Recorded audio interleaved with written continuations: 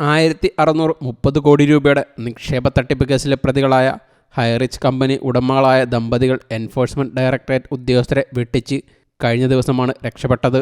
മൂക്കിൻ തുമ്പിൽ നിന്നും നിഷ്പ്രയാസം മുങ്ങിയ പ്രതികളെ പിടികൂടാൻ പോലീസിന്റെ സഹായത്തോടെ വല വിരിച്ചിരിക്കുകയാണ് ED.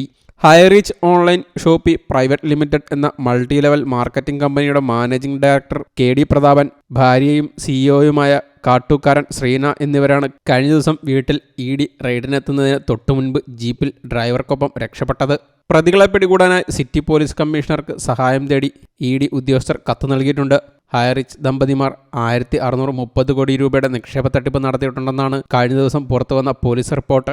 നികുതി വെട്ടിപ്പ് കേസിൽ ED അന്വേഷണം നടക്കുന്നതിനിടെയാണ് കഴിഞ്ഞ ദിവസം ഇവരുടെ വീട്ടിൽ റെയ്ഡ് നടക്കുന്നത്. എന്നാൽ ED സംഘം എത്തുന്നതിന് മുൻപ് ഡ്രൈവർ സരണനൊപ്പം മഹീന്ദ്ര ഥാർ ജീപ്പിൽ ദമ്പതിമാർ രക്ഷപ്പെട്ടു. ഇവർക്ക് റെയ്ഡിനെക്കുറിച്ച് രഹസ്യവിവരം ലഭിച്ചിരുന്നുവെന്നാണ് സൂചന. ഹൈറിച്ച് കേരളം കണ്ട ഏറ്റവും വലിയ തട്ടിപ്പാണെന്നാണ് പോലീസ് പറയുന്നത്. 1,63,000 ഉപഭോക്താക്കളിൽ നിന്നാണ് സ്ഥാപനം പണം തട്ടിയത്. ഓൺലൈൻ വ്യാപാരത്തിന്റെ പേരിൽ മണി ചെയിൻ നടത്തി നിയമപരമല്ലാത്ത നിക്ഷേപം സ്വീകരിച്ചെന്ന് പോലീസ് റിപ്പോർട്ടിൽ പറയുന്നു. തൃശൂർ ആസ്ഥാനമായി പ്രവർത്തിക്കുന്ന Highrich online shopping private limited എന്ന സ്ഥാപനം വഴിയാണ് ഈ വമ്പൻ നികുതി വെട്ടിപ്പ് നടത്തിയത്. ഓൺലൈൻ ട്രേഡിംഗിന്റെ പേരിലാണ് മണി ചെയിൻ തട്ടിപ്പ് നടന്നത്. ക്രിപ്റ്റോ കറൻസി ഉൾപ്പെടെയുള്ള പേരുകളിൽ വലിയ തോതിൽ ലാഭം വാഗ്ദാനം ചെയ്ത് പണം തട്ടിയെന്നാണ് കേസ്. സ്ഥാപനത്തിന്റെ MD തൃശൂർ ചേർപ്പ് സ്വദേശി KD പ്രതാപനെ അറസ്റ്റ് ചെയ്തിരുന്നു. സംസ്ഥാന GSTയുടെ കാസർഗോഡ് ഇന്റലിജൻസ് വിഭാഗമാണ് ഇയാളെ പിടികൂടിയത്. സ്ഥാപനത്തിന്റെ ഓൺലൈൻ പരസ്യങ്ങളിൽ സംശയം തോന്നിയതിനെ തുടർന്ന് നടത്തിയ പരിശോധനയിലാണ് തട്ടിപ്പ് പുറത്തായത്. ഈ കേസിൽ പ്രതാപൻ ജാമ്യത്തിലിറങ്ങിയിരുന്നു. ഹൈറിച്ച് കമ്പനിക്ക് കേരളത്തിലാകെ 78 ശാഖകളും ഇന്ത്യയിലൊട്ടാകെ 680 ശാഖകളുമുണ്ടെന്ന് പോലീസ് റിപ്പോർട്ടിലുണ്ട്. ക്രിപ്റ്റോ കറൻസി വ്യാപാരം 80 വിദേശ രാജ്യങ്ങളിൽ നടത്തിയിട്ടുണ്ട്.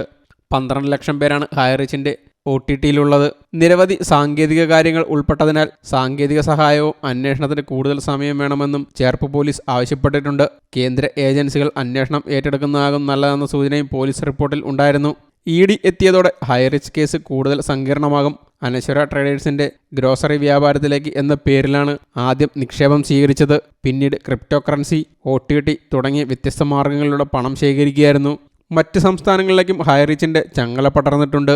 News desk you talk.